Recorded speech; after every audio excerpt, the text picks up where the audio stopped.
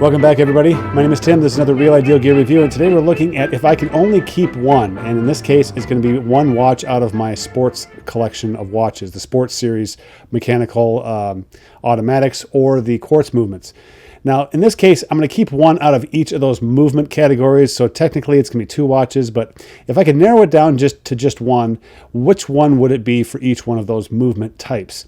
And I think you're going to find this to be very interesting. I have a number of watches I'm going to go through.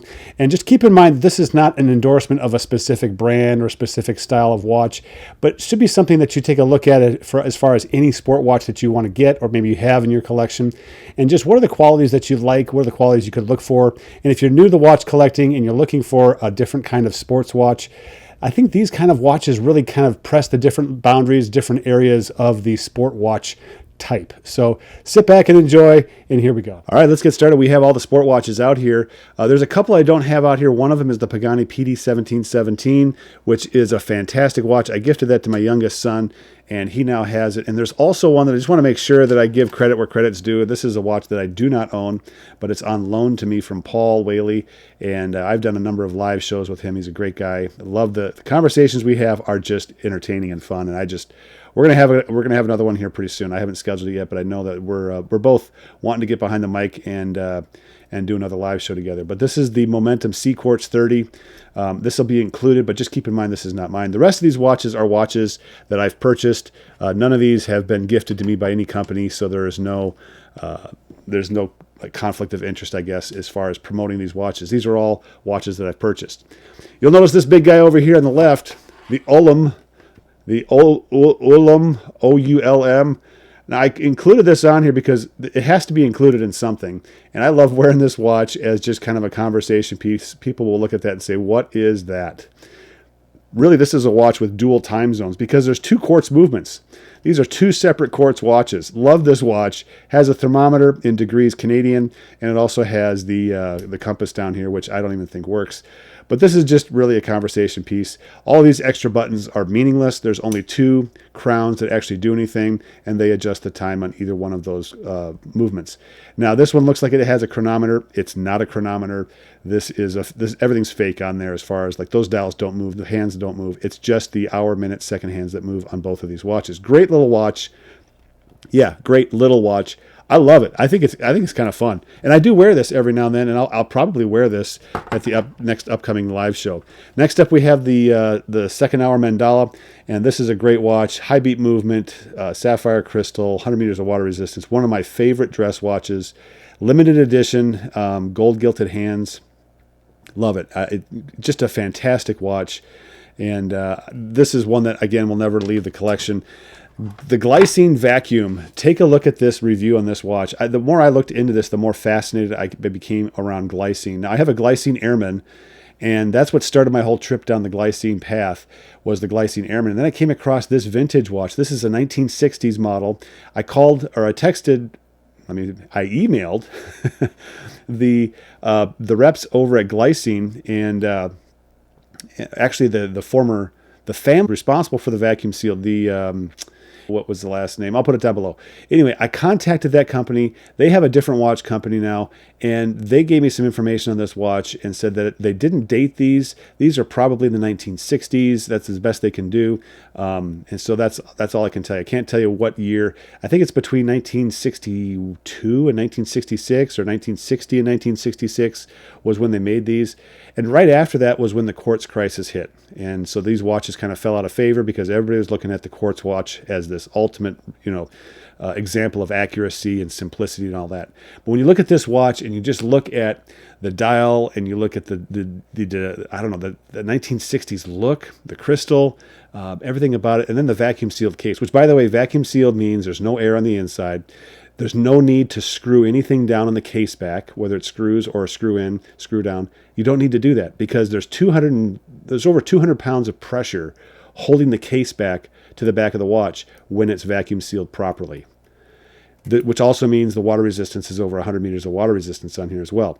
Which also means on the inside, all of the fluids, all the lubrications last longer. There's no air to oxidize, and there's no resistance. So the balance wheel, when it goes back and forth, is not hitting any air resistance on the inside. And that may not seem like a big deal, but over time it adds up. No pun intended. Next up is the Addis Dive, and I love this watch. This is a great sport watch. This, for under $100, and this is several $100s, these two watches catch my attention the most when it comes down to sport design watches.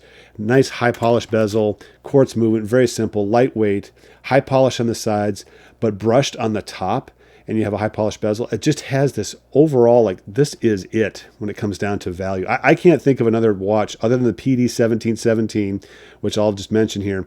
The PD1717 is a great value watch, under $100. This is under $70. Now, this is a quartz movement, and the PD1717 is a mechanical automatic movement. So a little different that way, but great watches. iPose, another Aliexpress, iPose 5303 Homage. Great watch. This has a Swiss movement in it. You can decide what movement you want in here. The PT5000, the Swiss movement, and they used to sell it with the ETA 2824, but I think they've ran out of those. This watch, fantastic. Now, this could be a dive watch. I put it in the sports category because it just feels more sporty than it does dive watch, in my opinion. Okay, and I think that's another example of just how it's a spectrum of things. It's not a clear-cut, this is a dive watch, this is a sport watch kind of category. So, love this watch. Sapphire crystal, excellent construction, Swiss movement on the inside. I love the mesh bracelet, and I love how it attaches to the case. This is what fascinates me about this watch, and I love it. And people, when they look at this, are like, what kind of watch is that? And I think a lot of what draws it in there is the handset is very legible, and then the connection point to the case is very good. And so here we have the C-Quartz Momentum 30, or the Momentum C-Quartz 30, 300 meters of water resistance, quartz movement, and again, this has the Hollywood thing because this was the watch featured on Magnum PI for a number of seasons, and high polish on the sides, brushed on the top. More of a dive watch, I think more of a dive watch maybe than the 5303 Homage, but this watch definitely fits into that kind of a sporty dive watch category, kind of blurs the line. Quartz movement, so grab and go, simplicity, and then also you have the presidential bracelet there, which is awesome. Zelos makes great watches, and this one is no exception. This is a watch, however, they label as the Zelos Aurora Titanium Field Watch, and I fail to see the field watch side of this because there are no numbers on the hour markers, which field watches almost always have hour markers, or numbered hour markers. So to me, it doesn't fit the field watch category, but it definitely fits. I think this is one of the great sport watches that Zelos has made. Titanium finish, no polish on it, which kind of lends itself to the field watch thing because there's no flash or bling to this watch at all. But at the same time, I think it just is perfectly suited for a sport watch. This has the fully adjustable clasp on here, which is awesome. And it's just lightweight as far as the size. It's a little chunky, but at the same time, it's titanium. It's lightweight for its size and its density. But great dial, great lume. Love the color on the hour hand or the second hand. It's just awesome. This is one of the most simple watches, and I love it. Absolutely love it. This is the San Martin Pilot. Again, I'm not sure where the Pilot part of this is, other than you have the onion crown here. But this is supposed to be a Pilot watch, full lume dial, high contrast, black and white, everything. Which, when you have a full lume dial, I love the full blackout handset because it's great during the daytime and it's awesome during the night. And so when you have that, and I don't have it loomed up here, but anyway, when you have that, the contrast is beautiful. Regular NH35 movement, if I remember correctly. Downside of this one is your adjustability is down to just 2 pins or 2 holes on the clasp, which means you only have one because you're using one of them. So you may not get the ideal fit wearing this watch, which is a bummer. I'm going to look at getting a different clasp for this one just so I can adjust it and make it fit better long term. Everybody knows what this is. Homage alert. All right, so there's some homages out here. There's another Aliexpress homage, Daytona homage. We get it. But this has the Chinese version of the 7750 movement in here. High beat, chronograph. It's just a classic looking for those of us like me who cannot afford the tens of thousands of dollars for a Daytona. This is as close as I'll get, and love it. It's a great looking watch, and the scoring in this watch is interesting when we go through the matrix here in a second. Next up is the Islander pen. Great looking watch. This is a partial full loom dial. I say partial because it's donut. The center part is not loomed, but the outside is. So it's kind of this donut loom pattern to this. The downside to that is the hour hand does not extend far enough into the loom to show you where the hour hand is. So that almost cathedral or Mercedes type hand there in the hour hand doesn't quite make it into the loom pattern. So it's harder to see. It's almost impossible to see, actually. So I don't know what the hour is. I can clearly see what the minute is because that extends way into the loom pattern there. So that's the only thing in this watch. Otherwise, it's a smaller watch, 36 millimeter case diameter, NH35 movement, display case back, 100 meters of water resistance, sapphire crystal. Awesome watch. Very classic looking watch. Love it. This watch is for sale on my website, the Zelos Aurora, this limited edition. It's a serial number. All the Zelos are limited edition. That's for sale on the website. And what else do I have? I have, there's something else out here. Oh, the Pagani 1717. I already gave that one away. All right. So next up is the Pagani 1778. This is an homage to the Patek. Great. This to me and the second hour, there's so much interest in the center dial here. I just got lost in that. The carbon fiber pattern in here on the strap, on the center dial, it just has kind of almost a race car look to it. Again, NH35 movements, display case back, 100 meters of water resistance. The loom on this sucks. Absolutely horrible. That's what Pagani is known for when it comes to loom, unfortunately, and so that's the downside. But the rest of this watch, I love the look of it. I love wearing it. Very comfortable watch. Now, the next up is the Seiko kinetic movement, 100 meters of water resistance. Kinetic movement means you have the rotor on the back, and that spins around just like it would on an automatic watch, but it's charging up a battery as it's doing that. And so that's the difference between this and a mechanical automatic movement. Love it. I love the gold gilting, the color, just the color scheme, the design of this watch. It's a fixed bezel, so don't get tricked into thinking that you can turn this for timing purposes because you can't. But just a great, great design. This button on the side up here is your battery level indicator. Press this button wherever you're at, and the second hand stops moving, and then it moves to wherever it is. And anything up to 30 seconds tells you what the battery level is, and when it goes to 30 seconds, then it tells you it's fully charged. Next up is the Casio 1074. This is probably another close to a dive watch design, but to me it just has more of a sporty look to it, partly because I swapped out the bracelet for this Tropic strap, and this Tropic strap really gives it a sporty feel. The bracelet is junk, absolute junk. I tried to adjust it to my wrist size, and I could not do it. I ended up tearing it apart. Check out the video. It's in pieces, and so I was like, well, I'm going to put this Tropic strap, and I actually like this Tropic strap a lot better than the bracelet. Quartz movement. Great design, great loom, has a date window with a date in it, so it's just a great sporty looking watch. Last but not least is the Baltany, and this is perhaps one of my favorite recent purchases because it has brush on the top. Of course, this is bronze, a bronze bezel, bronze crown, so this is going to patina over time. And I think that's going to be awesome, especially with this black strap. So this bronze is going to turn darker as it patinas. It's going to be closer matched to this black leather strap. By the way, this leather strap is incredible. Awesome. Thick, very flexible, right out of the box. Just a great overall setup, I think. I love the color design here. You have that maroon sunburst dial effect. The loom on this is awesome. It's that Fotina type loom, so it doesn't last quite as long as it would if it was not that Fotina color, but it still lasts all night, and it's just an incredible watch. So the categories we're going to go through now real quick, and the categories are this. Legibility, we're going to look at the markers on the watch. We're going to look at also the handset on the watch for legibility. We're also going to look at the loom of the watch. Sport watches typically have very good loom, maybe not quite as good as dive watches. Sometimes it's just as good. But most often you're going to find that a sport watch has lume. Now there's a few out here that don't have lume. The Aliexpress does not have any lume on this, so this kind of ends up being a little bit more on the dressy side of a sport watch. But lume is definitely part of most sport watches. Water resistance, preferably 100 meters of water resistance. That's kind of the standard. If you go less than that, it really should be better. If it's more than that, like you have the 300 meters of water resistance with the Momentum or the 200 with the Zelos, that's great. That's outstanding. Next up is the bracelet, the adjustability. How flexible can you wear this watch on your wrist as far as sizing goes? Most times you're wearing this watch for a wide variety of purposes. Outdoor activities, you're wearing it maybe for a dressier occasion, which means the adjustability of the watch, I think, is very important. The crystal, making sure that you have a sapphire crystal, that's outstanding. Then you have the hardlex and the mineral crystal. Then you have the acrylic at the very end. So that's kind of your 3-2-1 category there. Movement, we have quartz movements. We also have mechanical movements. We're going to separate out the quartz movements, and they're going to be their own category. And then the mechanical movements are going to be high beat, 28K, and then the 21K movements, kind of your quote-unquote low beat movements.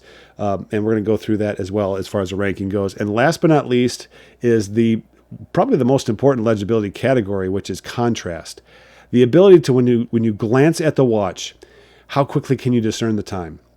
And some watches do it better than others. So I'm going to tell you right now, the glycine vacuum sucks as far as glanceability, contrast, legibility at a glance, whatever you want to call it. Absolutely terrible, but it's a cool looking sport watch. Okay, those are the categories. Let's get into it. The top 4 on the mechanical side, and these are the ones that I think.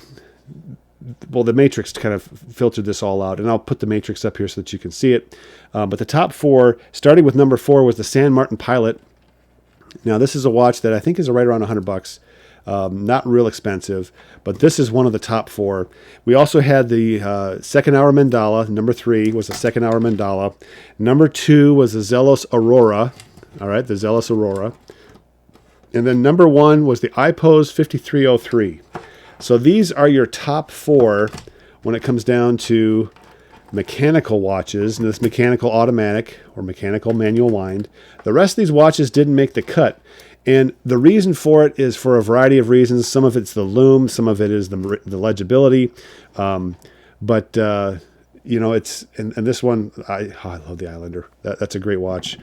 So we're splitting hairs here. This is not, like a major ding on any of these watches for not having made it.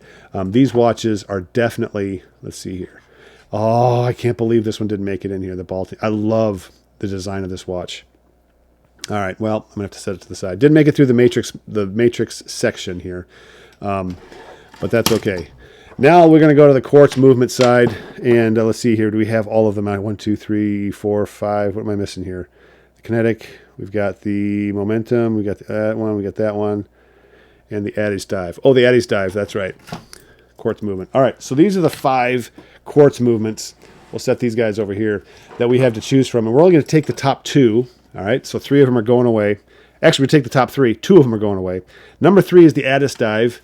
Love this watch. Does a great job. Great overall qualities to this watch. Next up at number 2 is the Kinetic, the Seiko Kinetic. And then number 1 on the list is the Sea Quartz. So these 2 guys, the Casio and the Ullum, did not make the cut. All right. So those are the 3 that make the cut on this. Now, the rest of this is going to be a little more subjective. We're going to go through this, and we're going to make a subjective declaration here from the 4 down to the one I'm going to keep. That's a mechanical automatic movement. These are all automatics.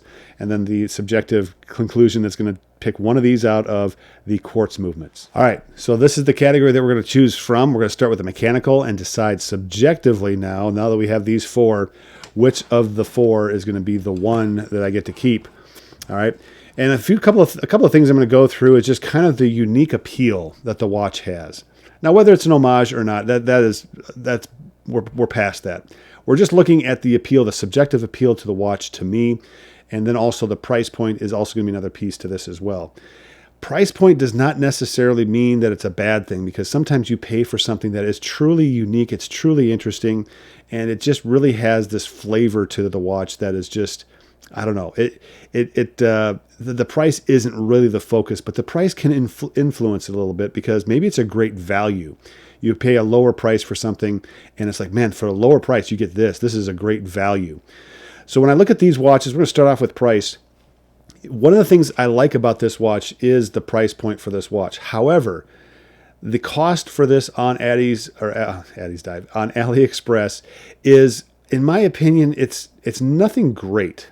Okay, it's not a great deal as far as what you're buying on AliExpress as far as the movement goes. You can choose the PT5000, which is probably a better value than the Swiss SW200 movement, which is what this one has. So to me, this watch is not the great value that I like. Great everything else. We're talking about with the top four here, and I love this watch. I love wearing this watch. I think it's a great watch to wear, but it just doesn't hit the value button that I'm looking for. The next three, outstanding price point, outstanding just what comes with the watch. You know, for right around $100, this is so simple. And the reason this is on here is because it is so simple. Just love the look of it. Absolutely love the simplicity of it. Full lume dial. I'm a lume nut, so I love the full lume dial as well. So I'm glad a full lume dial one actually made it into this part of the matrix in this part of the video. So looking at this, I think the next piece when it comes down to value is just, it's not quite the Zelos. The Zelos doesn't quite hit it. It has the Seiko movement on the inside. So, I'm sorry, no, it has the Miyota movement on the inside. And it just doesn't quite hit the value button that I was looking for when I purchased this watch. This watch is actually for sale. It just doesn't quite speak to me like some of the other watches do. So it's not just the price point. It's also the way the watch, I don't know, the appeal of the watch. I love the Fume dial. I love all that. I think part of it was I was soured by the fact that when I got this watch, it's like, I don't know why I didn't pick up on this, but why is this called a field watch? I can't get past that. Everything else about this is really interesting. You know, titanium case. And again, we're splitting hairs here. I'm not saying that this is grossly out of place. I'm saying, like, of these three, this one, I just don't see the value, and it just doesn't quite speak to me like the other two watches do. So between these two watches, okay, higher price point on the Mandala, very low price point on the San Martin. If I could only choose one between these two, which one speaks to me the most? It's really, really difficult to not go with the one that's in my head right now. Really, really difficult. The simplicity of the San Martin is outstanding. You just can't beat a watch for telling time like the San Martin Pilot Watch. This is an outstanding watch. What I don't like about it, though, is you only have one level of adjustment here on the clasp, which does not sit well with me. Love everything else about it. The second hour Mandala, awesome watch. This is if I can only keep one, it is going to be this watch. The design, high beat movement, 100 meters of water resist, the whole thing, it's awesome. Now, I'd prefer to have an on-the-fly adjustable clasp, but it's not. This is prior to that. This was this watch, I think, is about 3 years old. So it just didn't quite hit that. It wasn't around late enough to get that on-the-fly adjustable clasp. Like they are starting to, a lot of watch manufacturers are making that now. But this is an outstanding watch. Just the design, everything about this watch. The lume is great. You have lume on the crown. Outstanding watch for a mechanical watch. So this, if I could only have one automatic mechanical watch, this is going to be the one. The second hour Mandala, limited edition. Love the watch. Now, what about these three quartz movements? All right, we have these three. Price point wise, the momentum is out. It just clearly does not have, it just costs too much. For what it is, for what it provides. And I haven't done the review on this, but I can tell you right now, one thing that bothers me, if you look at the second hand, it is not hitting the marks. And again, this is only this watch. Maybe the other watches are hitting the mark. But I have heard through the grapevine that is kind of an issue with momentum. At the same time, the price just doesn't sit well with me. 300 meters of water resistance. This is a little bit more of a dive watch. So if I'm looking more for a sporty watch, this isn't quite it. This is, I think, leaning a little bit too far into the dive watch category for my taste as well. So down to these two, price point wise, you can't beat the Addies dive. You can't beat the Seiko kinetic movement. It's just a unique movement. And that's why I got this watch. I was looking for a kinetic movement. And when I got this watch, I was like, man, this is a great looking watch. The gold gilded handset, the hour markers on here. And then you have over here, you have just a great looking sand dune looking dial. The looks of these two sport watches are outstanding. So if I was to pick one and just leave the other one in the dust, it is going to have to be the Aliexpress. It's a grab and go quartz movement. There's no need to wind anything up. The kinetic drive, if I don't wear this watch for about a month, it does wear down. It does go down as far as the power level goes. And I found the time isn't quite keeping up at that level. So there might be something with the kinetic drive when it comes down to low power outputs. I don't know. The time was off. It shouldn't have been off. I'm going to look more into that now. But the Aliexpress hits all the marks. Grab and go, adjustable clasp on here. Great looking watch, simple, less than $70. You can't go wrong with something like that. So here we go. These are the two. If I could only have one, I know there's two, but they're drastically different as far as movement goes. For automatic mechanical movement, it's going to be the second hour mandala. And for the quartz movement, it's going to be the Aliexpress. Just a great value, great looking watch, 100 meters of water resistance, sapphire. I mean, list is great. I'm done.